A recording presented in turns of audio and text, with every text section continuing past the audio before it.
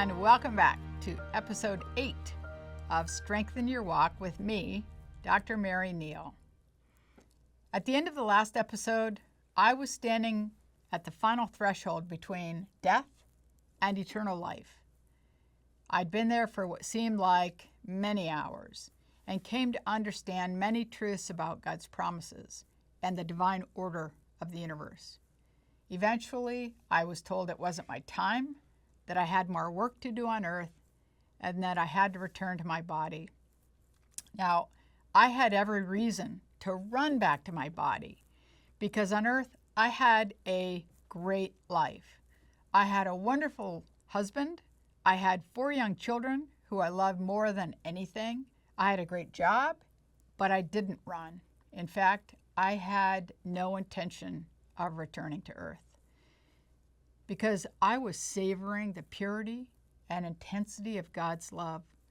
I had already been reassured by Christ that my husband and children would be fine, and I felt like I was finally home. I also knew that we'd all be reunited at some point in the future when it was their time to come home. Because yes, you will see your departed loved ones again, as well as all the other people who've been important in your life story. And even if you didn't have a loving relationship with them here on earth, you'll be reunited in the clarity of understanding, reconciliation, and love. Now, in response to my hesitation about returning to earth, I was given a laundry list of work I had yet to do.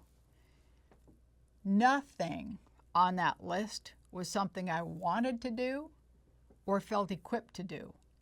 Everything was something that would push me out of my comfort zones and greatly challenge me in one way or another, which is usually the way it is with God, because rarely do any of us change or grow when things are simple or smooth. Moving out of our comfort zones uncovers hidden gifts and talents, and challenges mature our spirit by forcing us to face the big questions about life and death, meaning and purpose. The challenges on my laundry list of work included things about other people and events, as well as clear expectations to write, travel, and speak about my experiences in order to help other people, like you, discover God's truth. Certainly the most difficult piece of information was what I was told about the coming and unexpected death of my oldest son, who was a healthy 9-year-old at the time. When I asked the obvious question of why, why my son, I was immediately taken back to my life review in which I had been shown again and again and again the truth in God's promise that beauty does come of all things. And I was reminded that it is always a matter of letting God's promises wash over us and trusting the truth of those promises. With that, I was taken back down the pathway to the riverbank, and I was reunited with my broken body.